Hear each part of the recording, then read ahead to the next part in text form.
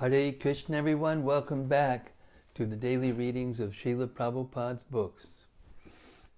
We welcome all of you out there in cyberspace. We hope you are getting prepared for the holiest of days, the Sri Krishna Janmashtami and Srila Prabhupada's Vyasa Puja festivals. We're all here we're tucked away in a little flat in the middle of nowhere. But the potential of the internet is bearing fruit all over the world, and devotees are able to connect together in different ways. And even if that weren't the case, we have Srila Prabhupada's books. We have all kinds of material for hearing and chanting, and I pray that everyone is engaged happily. Srila Bhaktisiddhanta Saraswati Thakur felt so highly of Sri Caitanya-caritämrta.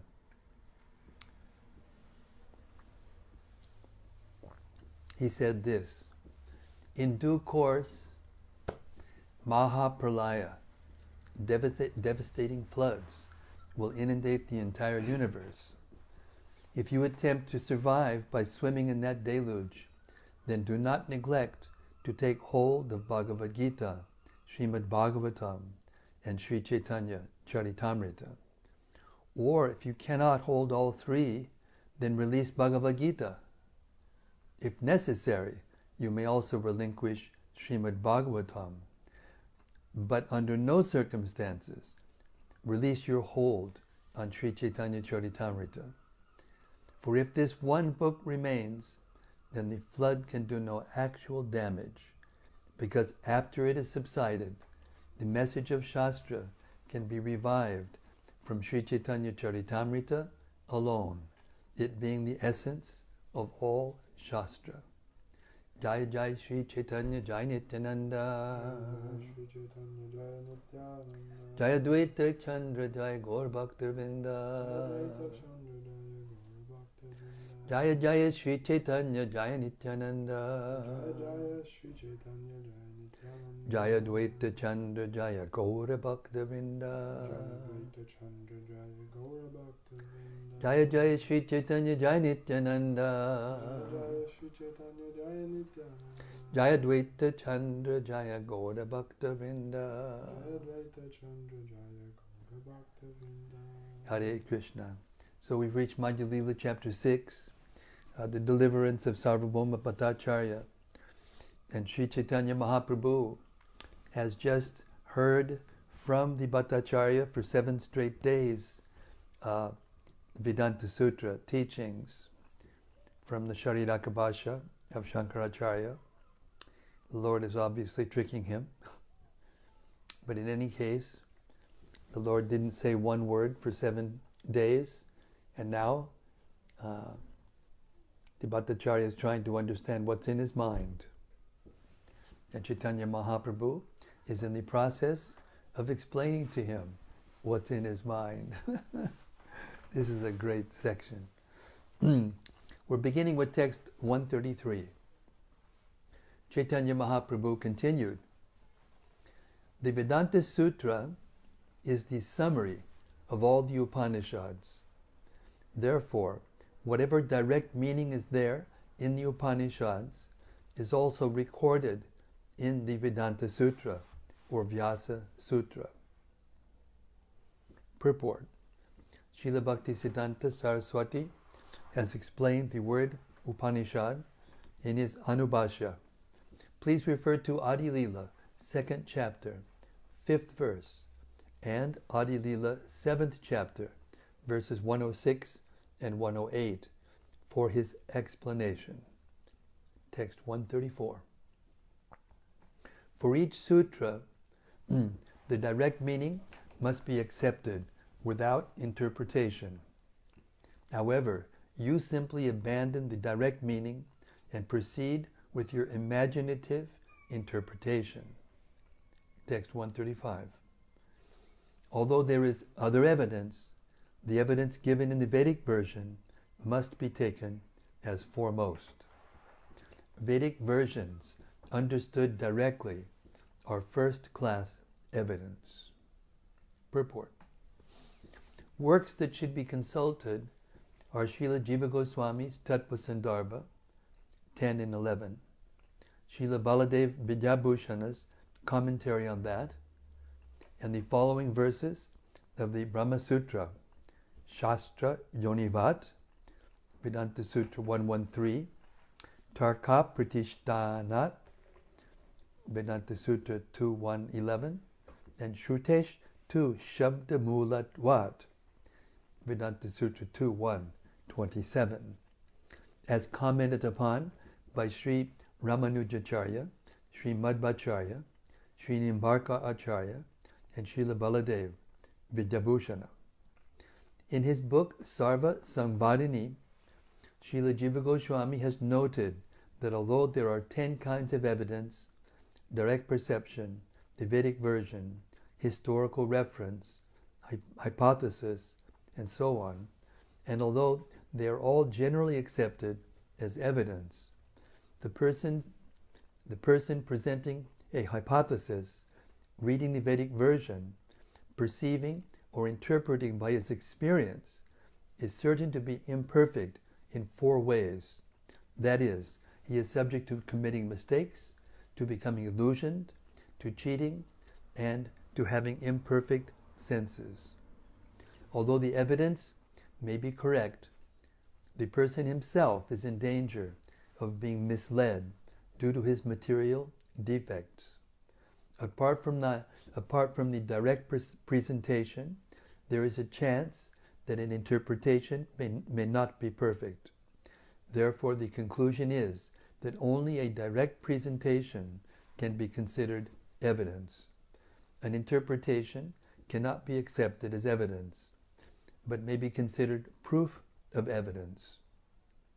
In the Bhagavad Gita, at the very beginning it is stated, Dhritarashtra uvacha dharmakchetre kurukchetre samaveda yuyutsavaha mamakak bandavaschaiva kim akurvata sanjaya.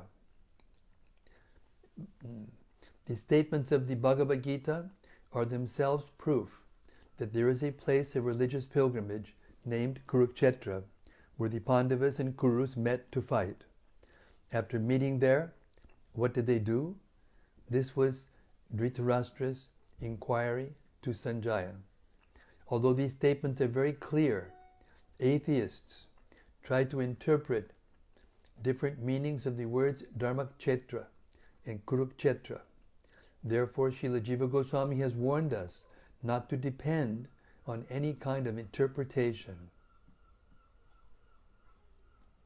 It is better to take the verses as they are, without interpretation. Text 136. Chaitanya Mahaprabhu continued, conch shells and cow dung are nothing but the bones and stool of some living entities, but according to the Vedic version, they are both considered very pure. Purport. According to Vedic principles, bones and dung are generally considered very impure.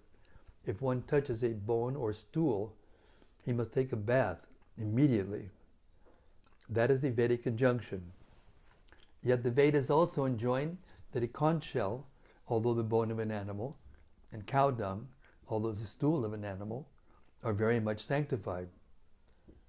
Even though such statements appear contradictory, on the basis of the Vedic version, we still accept the fact that conch shells and cow dung are pure and sanctified.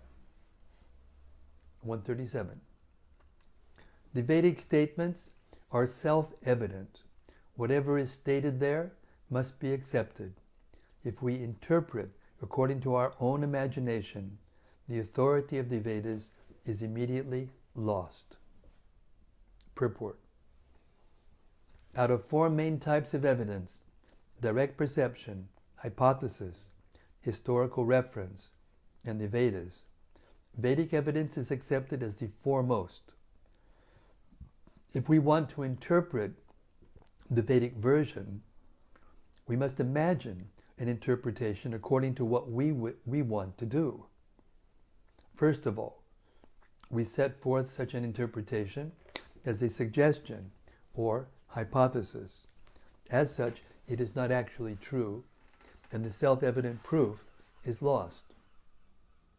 Srila Madhya-lila, commenting on the aphorism Drishyate 2, Vedanta Sutra 216, quotes the Bhavishya Purana as follows: Rigyaju Samartarvash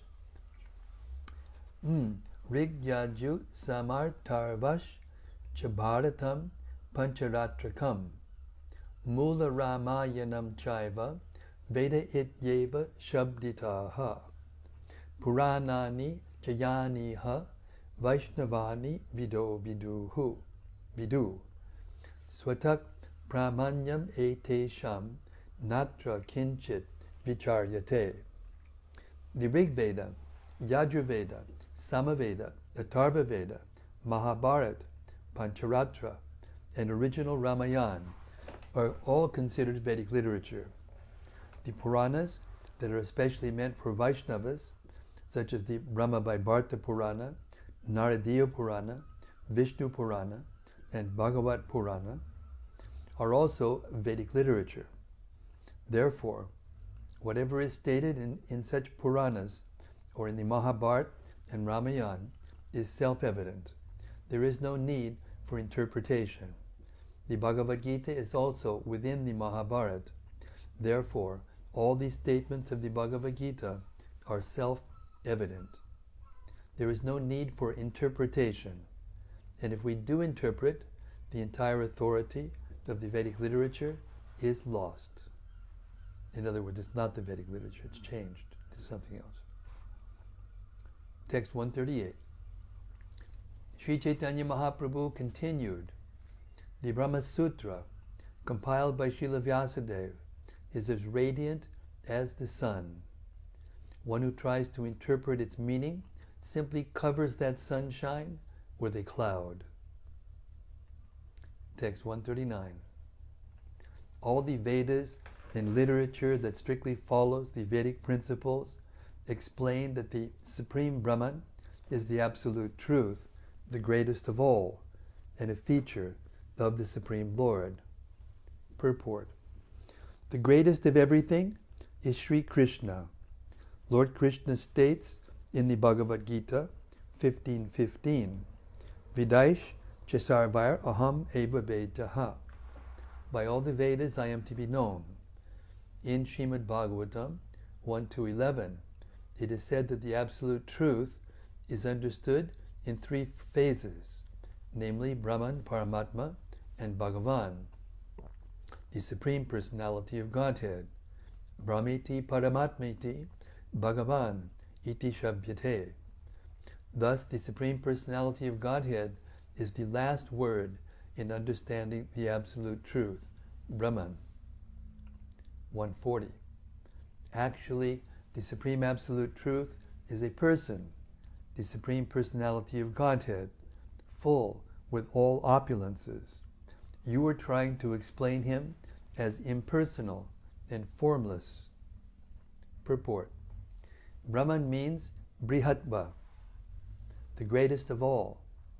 The greatest of all is Sri Krishna, the Supreme Personality of Godhead. He possesses all potencies and opulence in full. Therefore, the absolute truth, the greatest of all, is the Supreme Personality of Godhead.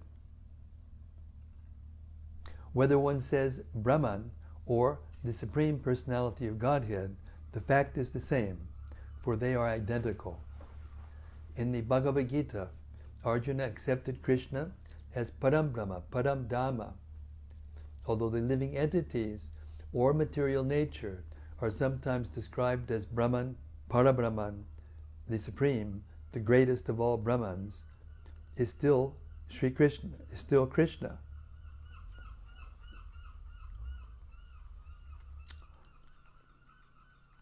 Although the living entities or material nature are sometimes described as Brahman, Parabrahman, the Supreme, the greatest of all Brahmans, is still Krishna, the Supreme Personality of Godhead.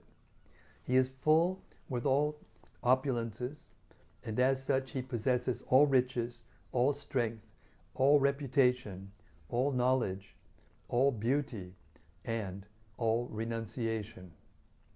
He is eternally a person and eternally supreme. If one tries to explain the Supreme impersonally, one distorts the real meaning of Brahman. Text 141. Wherever there is an impersonal description of the Vedas mean to establish that everything belonging to the Supreme Personality of Godhead is transcendental and free of mundane characteristics. Purport. There are many impersonal statements about the Supreme Personality of Godhead, as stated in the Shvetashvatara Upanishad 3.19. Apani pado javano grihita pasyatya chakshu sashinotchakar naha sabeti bedyam nachatasyas triveta tam ahur argyam purusham mahantam. Although the Supreme Lord is described as having no hands and legs, he nonetheless accepts all sacrificial offerings. He has no eyes, yet he sees everything. He has no ears, yet he hears everything. When it is stated that the Supreme Lord has no hands and legs, one should not think that he is impersonal. Rather, he has no mundane hands or legs like ours. He has no eyes, yet he sees. This means that he does not have mundane, limited eyes like ours. Rather, he has such eyes that he can see past, present, and future, everywhere, in every corner of the universe, and in every corner of the heart of every living entity. Thus, the impersonal descriptions in the Vedas intend to deny mundane characteristics in the Supreme Lord. They do not intend to establish the Supreme Lord as impersonal. Text 142. Sri Chaitanya Mahaprabhu continued, whatever Vedic mantras describe the Absolute Truth impersonally only prove in the end that the Absolute Truth is a person. The Supreme Lord is understood in two features, impersonal, impersonal. If one considers the Supreme Personality of Godhead in both features, one can actually understand the Absolute Truth. He knows that the personal understanding is stronger because we see that everything is full of variety. No one can see anything that is not full of variety. Purport. This is a quotation from the Sri Chaitanya-caritämrta Nataka 667 by Kavi Karnapur. Text 153.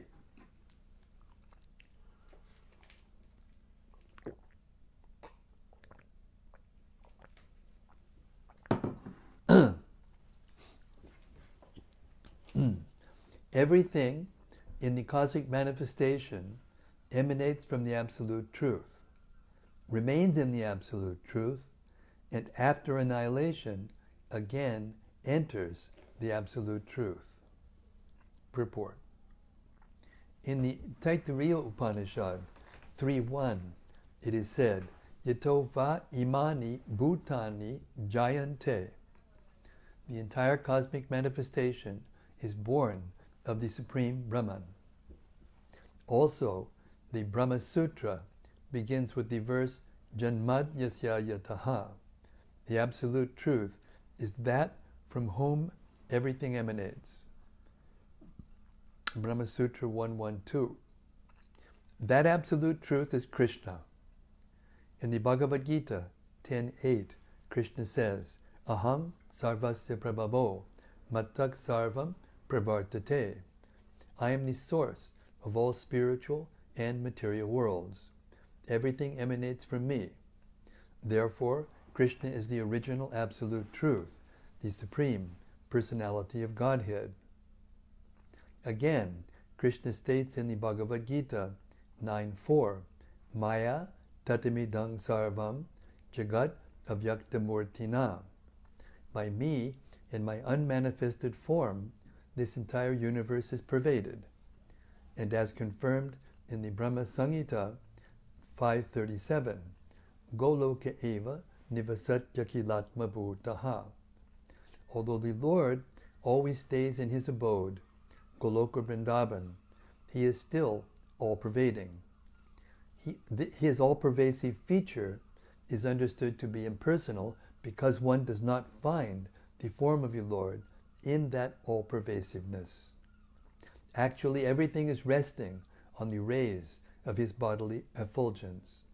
The Brahma Samhita 540 also states, Yasya prabha prabhavato jagadanda koti kotish vashesha vasudhadi vibhuti bhinam. Due to the rays of the Lord's bodily effulgence, millions of universes are created just as planets are created from the sun. Text 144. The personal features of the Supreme Absolute, Supreme Personality of Godhead are categorized in three cases, namely ablative, instrumental, and locative. Purport.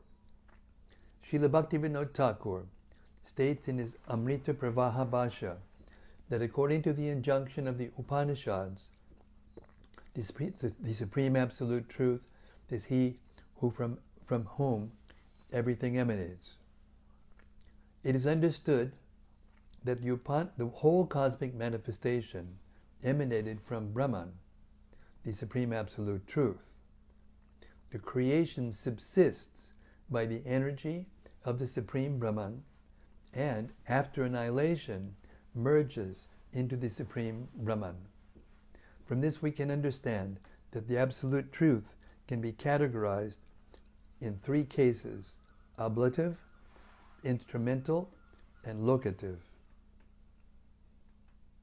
According to these three cases, the Absolute Truth is positively personified. In this connection, Srila Bhaktisiddhanta Saraswati quotes the Aitareya Upanishad 111, Atma va idam eka eva gra asin nanyat kinchanamishat sa ikshata lokan nu srija iti. Similarly, in the Shvetashvatara Upanishad 4.9, it is stated, Chandrang si jagya kratavo vritani bhutam bhavyam yachchabeda vadanti yasman mayi srijite vishwametat tasming chanyo mayaya sanirudaha. And in the Taittiriya Upanishad 3.1, Yatova imani bhutani jayante yena jatani jivanti yat prayat yabishang vishanti tad vijigyasasva tad brahmiti. This was the answer given by Father Varuna when questioned by his son Varuni, Bhrigu, about the Absolute Truth. In this mantra, the word yataha, the Absolute Truth, from which the cosmic manifestation has emanated, is in the ablative case. That Brahman, by which this universal creation is maintained, is in the instrumental case. Yena, let's read this again, this is deep stuff. So we're talking about the Taittiriya Upanishad 3.1. Yatova imani bhutani jayante yena jatani jivanti yat pradant abhishang vishanti tad vijigyasasva tad brahmiti. This was the answer given by Father Varuna when questioned by his son Varuni Bhrigu about the Absolute Truth. In this mantra, the word yataha, the Absolute Truth, from which the cosmic manifestation has emanated, is in the ablative case. That Brahman by which this universal creation is maintained is in the instrumental case, yena, and that Brahman into which the whole cosmic manifestation merges is in the locative case, yat or yasmin. It is stated in Srimad Bhagavatam 1.5.20, Idam hi Vishwam Bhagavan ivetaro yato jagat sthana nirodha sambhavaha. The entire universal creation is contained in the gigantic form of the Supreme Personality of Godhead.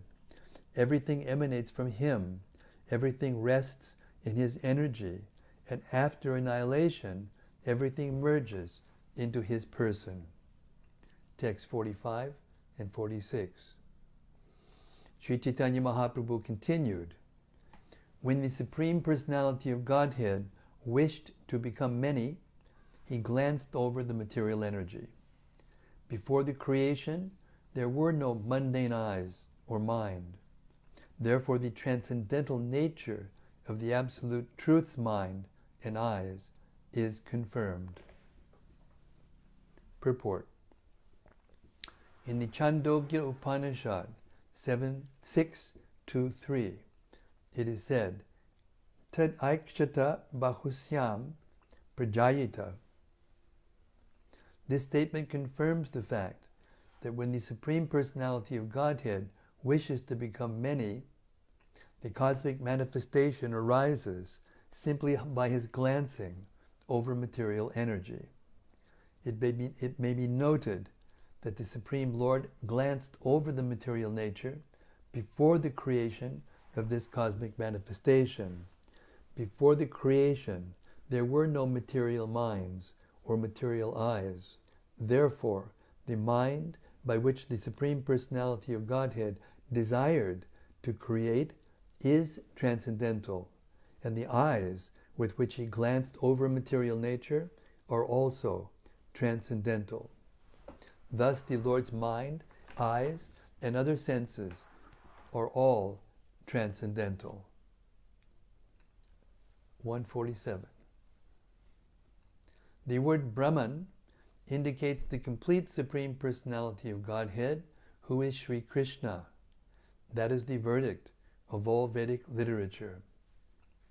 Purport. This is also confirmed in the Bhagavad Gita 15.15, where the Lord says, Vidaish chasarvar aham eva vedyaha. The ultimate object in all Vedic literature is Krishna.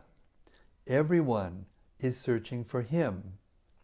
This is also confirmed elsewhere in the Bhagavad Gita 7.19. Bahunam janmanamante jnanavan mam prapadyate vasudevak sarvamiti samahatma sudurlabhaha. After many births and deaths, he who is actually in knowledge surrenders unto me, knowing me to be the cause of all causes and all that is. Such a great soul is very rare. When one has actually become wise through the study of Vedic literature, he surrenders unto Vasudeva, Bhagavan, Sri Krishna. This is also confirmed in Srimad Bhagavatam 1.2.7 and 8. Vasudevi Bhagavati Bhakti Yoga Prayojitaha Janaya Yashu Vairagyam Jnanam Chayadahaitukam Dharma Sanustitak Pungsang Vishwaksena Katasuya Notpadayat Yadiritim Shama Eva Hikevalam. Understanding Vasudeva is real knowledge. By engaging in the devotional service of Vasudeva, Krishna, one acquires perfect knowledge and Vedic understanding. Thus one becomes detached from the material world. This is the perfection of human life. Although one may perfectly follow religious rituals and ceremonies, he is simply wasting his time, Shrama eva hi kevalam, if he does not attain this perfection. Before the creation of the cosmic manifestation, the Supreme Personality of Godhead possessed his totally transcendental mind and eyes. That Supreme Personality of Godhead is Krishna.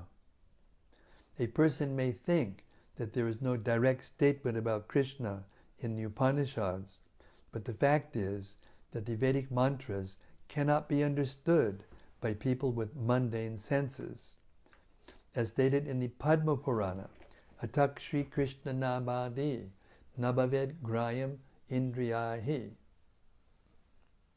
A person with mundane senses cannot fully understand the name, qualities, form, and pastimes of Sri Krishna. The Puranas are therefore meant to explain and supplement Vedic knowledge. The great sages present the Puranas in order to make the Vedic mantras understandable for common men, Stri Shudra Dvija Bandhu Nam. Considering that women, Shudras, and Dvija Bandhus, unworthy sons of the twice-born, cannot understand the Vedic hymns directly, Srila Vyasadeva compiled the Mahabharata. Actually, the Supreme Personality of Godhead is Vedeshu Durlabham, untraceable in the Vedas. But when the Vedas are properly understood, or when Vedic knowledge is received from devotees, one can understand that all Vedic knowledge leads to Sri Krishna.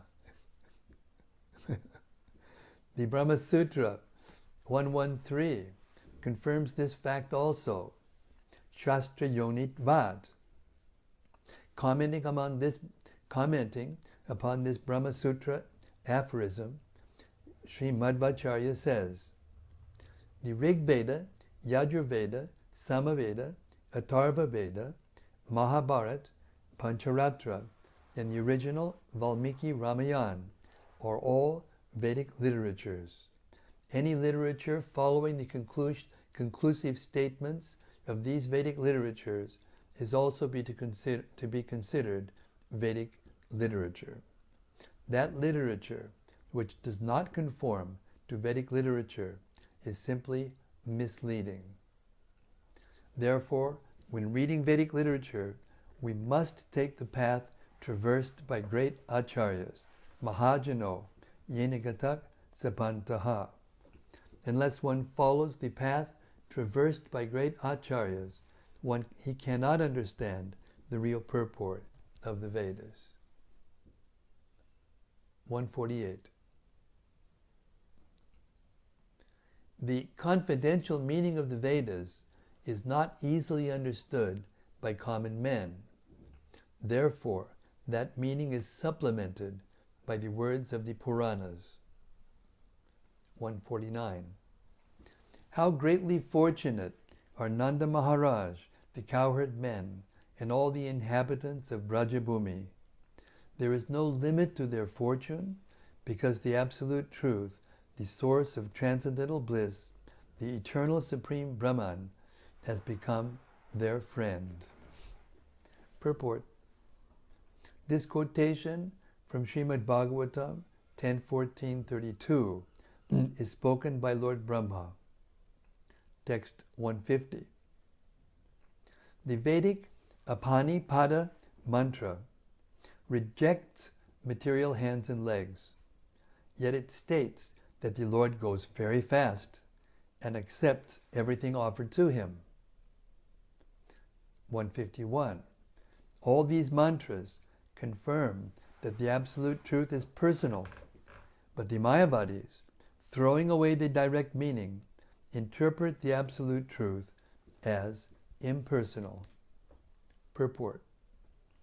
As mentioned above, the Shvetashvatara Upanishad 3.19 states, Apani pado javano grihita pashyatya chakshu sashrinochakarnaha sabeti vedyam nachatas yasti veta tam ahur argyam purusham mahantam. This Vedic mantra clearly states Purusham Mahantam. The word Purusha means person. In the Bhagavad Gita 10:12, Arjuna confirms that this person is Krishna when he addresses Krishna as Purusham Shashvatam. You are the original person. Thus the Purusham Mahantam, mentioned in the verse from the Shvetashvatara Upanishad, is Sri Krishna. His hands and legs are not mundane, but are completely transcendental. However, when he comes, fools take him to be an ordinary person. Abhajananti mam mudha manushim tanum ashritam. Bhagavad Gita 9:11. One who has no Vedic knowledge, who has not studied the Vedas from a bona fide spiritual master, does not know Krishna, therefore he is a mudha. Such fools take Krishna to be an ordinary person, param bhavam ajananta. They do not actually know what Krishna is. Manushanam sahasreshu kaschid yadati siddhaye. It is not possible to understand Krishna simply by studying the Vedas perfectly. One must have the mercy of a devotee, yat padam. Unless one is favored by a devotee, he cannot understand the Supreme Personality of Godhead. Arjuna also confirms this in the Bhagavad Gita 10:14.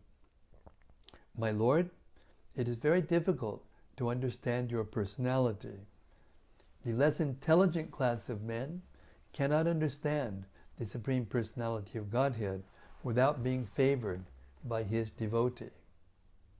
Therefore the Bhagavad Gita 4:34 contains another injunction, tadvidi pranipatena pariprashnena sevaya upadekshanti te jnanam jnaninas tattvadarshinaha. One has to approach a bona fide spiritual master and surrender to him. Only then can one understand the Supreme Personality of Godhead as a person. Text 152. Are you describing as formless that Supreme Personality of Godhead whose transcendental form is complete with 6 transcendental opulences? Purport. If the Supreme Personality of Godhead were formless, how could he be said to walk very fast and accept everything offered to him? Rejecting the direct meaning of the Vedic mantras, the Mayavadi philosophers interpret them and try to establish the absolute truth as formless. Actually, the Supreme Lord has an eternal personal form full of all opulence. The Mayavadi philosophers try to interpret the absolute truth as being without potency. However, in the Shvetashvatara Upanishad 6:8, it is clearly said, Parasya Shaktir Vividaiva Shruyate. The absolute truth has multi-potencies. 153. The Supreme Personality of Godhead has 3 primary potencies. Are you trying to prove that he has no potencies? Oops. Purport. Sri Chaitanya Mahaprabhu now quotes 4 verses from the Vishnu Purana, 6, 7, 61 through 63, and 112, 69, to explain the different potencies of the Lord. Text 154.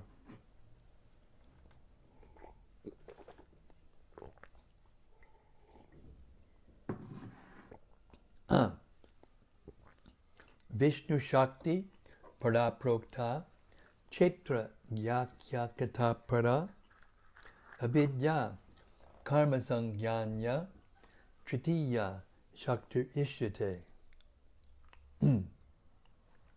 The internal potency of the Supreme Lord Vishnu is spiritual, as verified by the Shastras. There is another spiritual potency known as Kshetrajna, or the living entity. The third potency, which is known as nations, makes the living entity godless and fills him with fruitive activity. Purport. In the Bhagavad Gita, in Sri Krishna's discourse on the Kshetra and Kshetrajna, it is clearly stated that the Kshetrajna is the living entity who knows his field of activities. The living entities in the material world are forgetful of their eternal relationship with the Supreme Personality of Godhead. This forgetfulness is called avidya, or nations. The avidya shakti, the avidya potency of the material world, provokes fruitive activity. Although this avidya shakti, material energy, or nations, is also an energy of the Supreme Personality of Godhead, it is especially intended to keep the living entities in a state of forgetfulness. This is due to their rebellious attitude toward the Lord. Thus, although the living entities are constitutionally spiritual, they come under the influence of the potency of nations. How this happens is described in the following verse. 155. Yaya Kshetrajna Shakti Sa Veshtita Nripasarvaga Sangsara Tapan Akilan Avapnotyatra Santatan. O King, the Kshetrajna Shakti is the living entity. Although he has the facility to live in either the material or spiritual world, he suffers the threefold miseries of material existence because he is influenced by the avidya, nation's potency, which covers his constitutional position. This living entity, covered by the influence of nations, exists in different forms in the material condition. O King, he is thus proportionately freed from the influence of material energy to a greater or lesser degree. Purport. The material energy acts on the living entity in different degrees, according to how he acquires the association of the three modes of material nature. There are 8,400,000 species of life, some inferior, some superior, and some mediocre. The gradations of the bodies are calculated according to the covering of material energy. In the lower categories, including aquatics, trees, plants, insects, birds, and so forth, spiritual consciousness is almost non-existent. In the mediocre category, the human form of life, spiritual consciousness is comparatively awakened. In the superior life forms, spiritual consciousness is fully awakened. Then the living entity understands his real position and tries to escape the influence of the material energy by developing Krishna consciousness. Text 157. Ladini Sandini Sambit Tvai Eka Sarvasang Shaye Lad Tapakari Mishra Twayi no Gunavarjite. The Supreme Personality of Godhead is Satchit Ananda Vigraha. This means that he originally has three potencies: the pleasure potency, the potency of eternality, and the potency of knowledge. Together, these are called the Chit potency, and they are present in full in the Supreme Lord. For the living entities who are part and parcel of the Lord, the pleasure potency in the material world is sometimes displeasing and sometimes mixed. This is not the case with the Supreme Personality of Godhead, because he is not under the influence of the material energy or its modes. Text 158. The Supreme Personality of Godhead in his original form is pure of eternity, knowledge, and bliss. The spiritual potency in these three portions, Satchit and Ananda, assumes three different forms. Purport.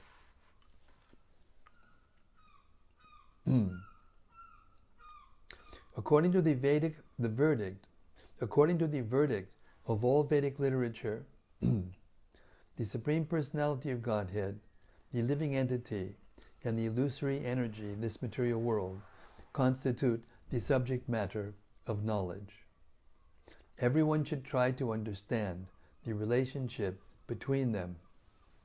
First of all, one should try to understand the nature of the Supreme Personality of Godhead. From the Shastra, we understand that the nature of the Supreme Personality of Godhead is the sum total of eternity, bliss, and knowledge. As stated in verse 154, Vishnu Shakti Paraprokta. The Supreme Personality of Godhead is the reservoir of all potencies, and His potencies are all spiritual. Text 159.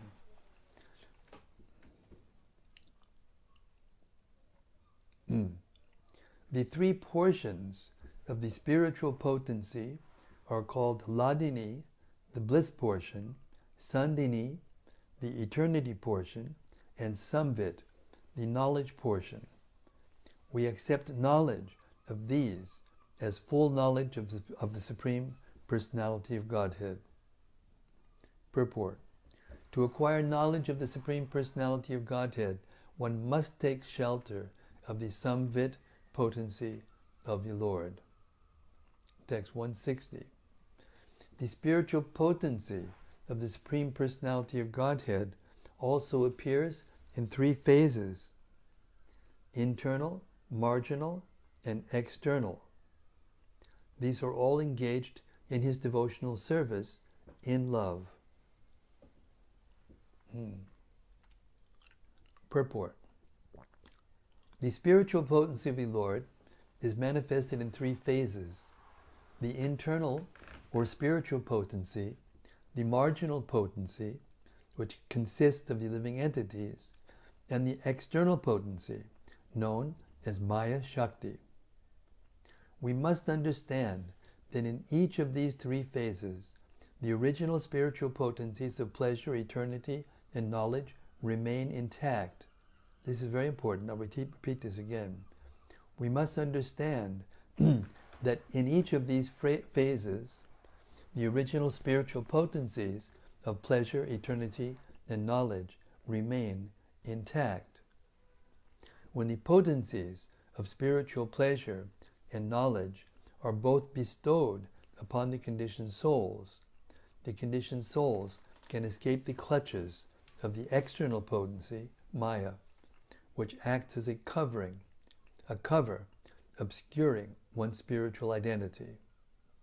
When freed, the living entity awakens to Krishna consciousness and engages in devotional service with love and affection.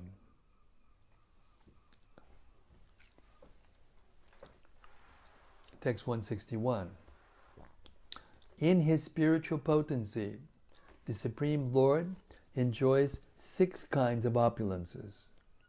You do not accept this spiritual potency, and this is due to your great impudence. Purport. The Supreme Personality of Godhead is full with 6 opulences. All of these potencies are on the transcendental platform. To understand the Supreme Personality of Godhead as impersonal and devoid of potency is to go completely against Vedic information. And we're going to stop there. This is a good stopping place because now the Lord is going to talk about how the Lord is the master of the potencies. Hare Krishna. It's very difficult to find stopping places or to even stop when we're reading this nectar. But anyway, we'll stop here and we'll see if anyone has anything to say about that. Lord Chaitanya explaining the direct meaning of the Vedanta sutra without mundane interpretation.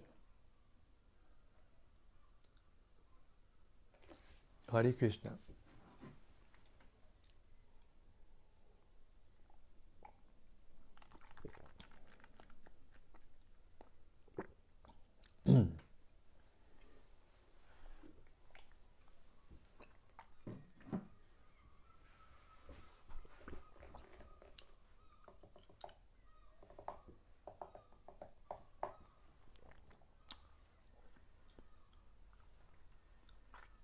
Now, most everyone is, from what the GCal calendar has tomorrow here in this place as the Janmashtami day, and the next day, Wednesday, Prabhupada's Vyasa Puja.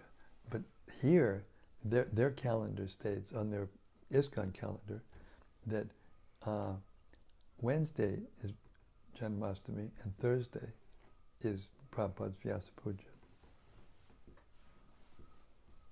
But I think most other places, it's the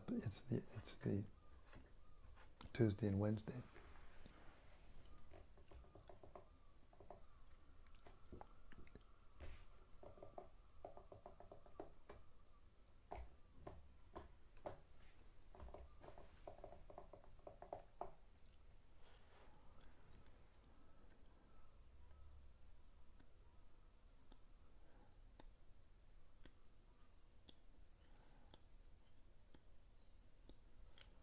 They're all computing all this deep philosophical knowledge.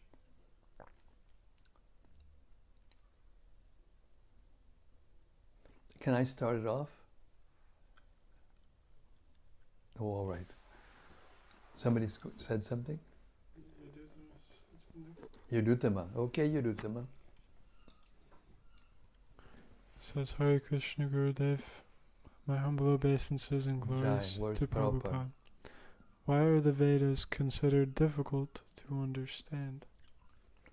Because the language is not understandable by human beings. The language is meant to be understood by the demigods, by the higher beings and live in the higher regions of the universe.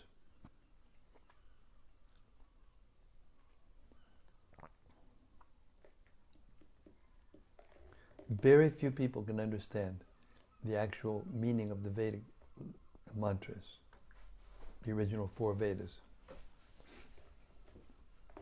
That's why the Upanishads were attached to them, to give us more clear discrimination, the difference between matter and spirit.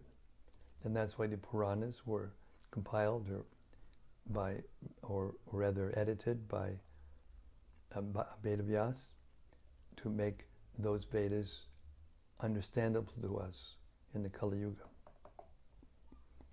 The original 4 Vedas are highly esoteric thoughts. Just like we're sitting here and we're hearing all these thoughts, and some of these thoughts are just kind of passing right over our heads. So that means that it takes higher intelligence to understand these thoughts, these sounds. But on the other hand, just by vibrating them, we become purified and we become pious. Just by hearing the vibration, we become pious. So we should go on hearing again and again, and by that process, gradually we'll understand. But if we're stupid and we stop because it's hard to understand, then we won't be able to understand fully, or properly, carefully.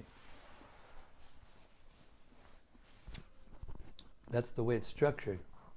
The Vedas are vibrated by the Brahmins with perfect diction, perfect meter and intonation, and it is understood by the demigods, who then become satisfied and distribute the resources of the material nature and help us in so many ways.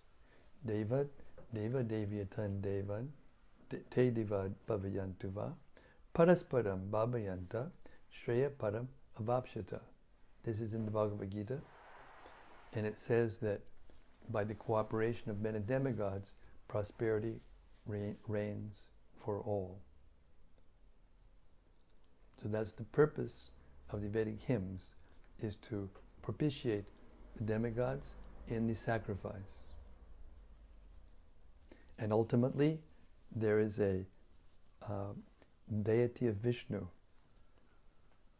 that the sacrifices are actually offered to, and then the deities or the demigods, they take the prasadam and then they distribute to the others. That's the sum and substance of the Vedic sacrifice.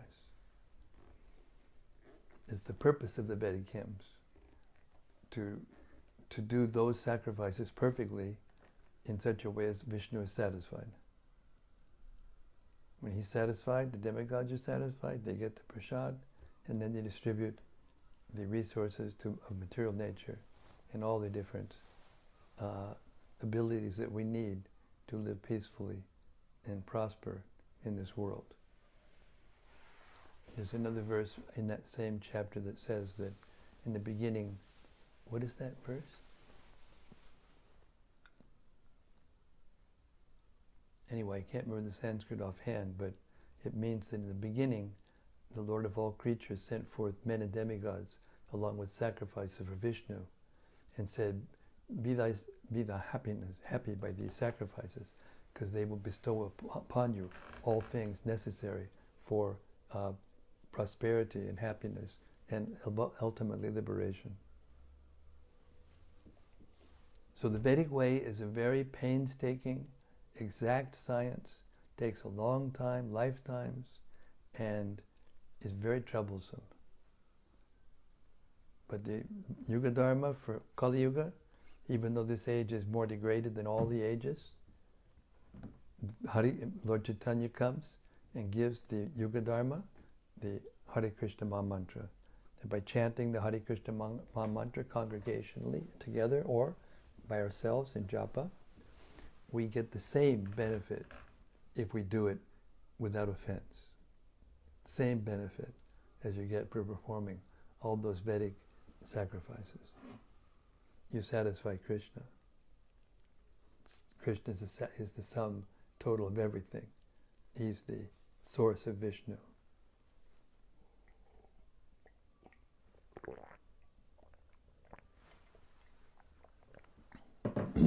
Hare Krishna.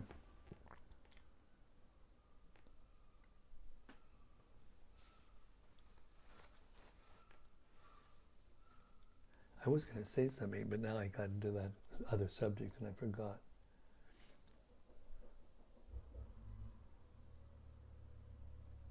Yeah, I forgot.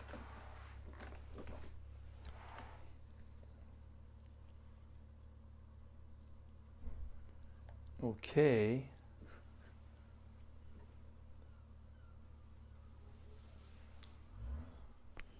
I think Rati Manjari has a comment, but she's still typing it.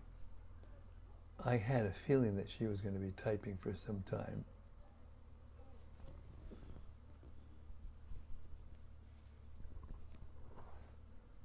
Hare Krishna, Jai Shri Krishna, Jai Shri Krishna,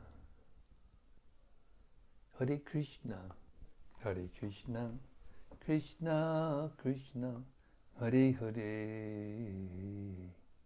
Hare Ramo, Hare Ramo, Rama Ramo, Hare Hare, Hare Krishna, Hare Krishna,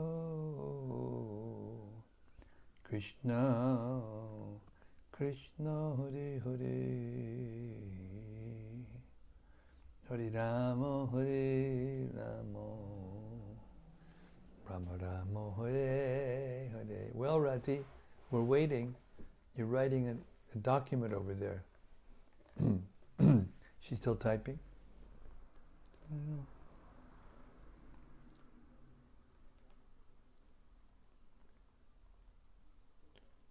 Maybe she lost her nerve.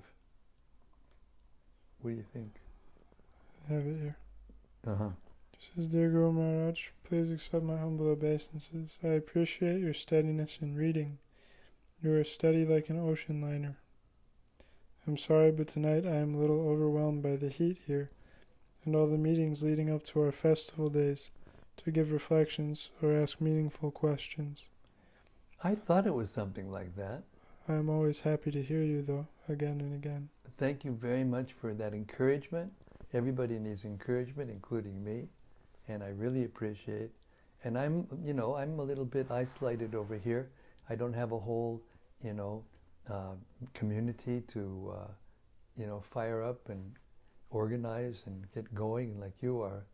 So once again, I just say that I live vicariously through your activities of spreading the Krishna consciousness movement and helping the society of devotees come together. I deeply appreciate. And I will just, I'm going to hear and chant. And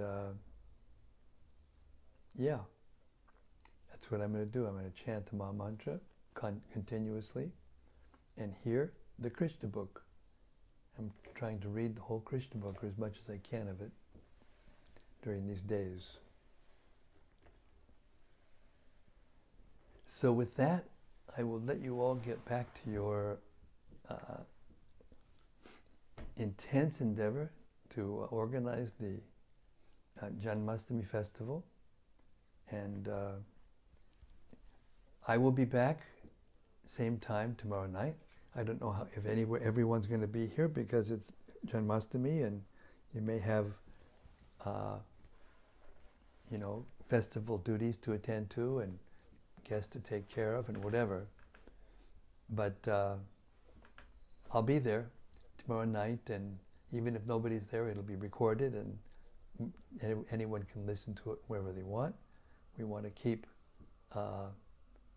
recording this Caitanya-caritämrta and get it recorded as soon as possible, so that we'll have the Gita, the whole Bhagavatam, and the whole Caitanya-caritämrta.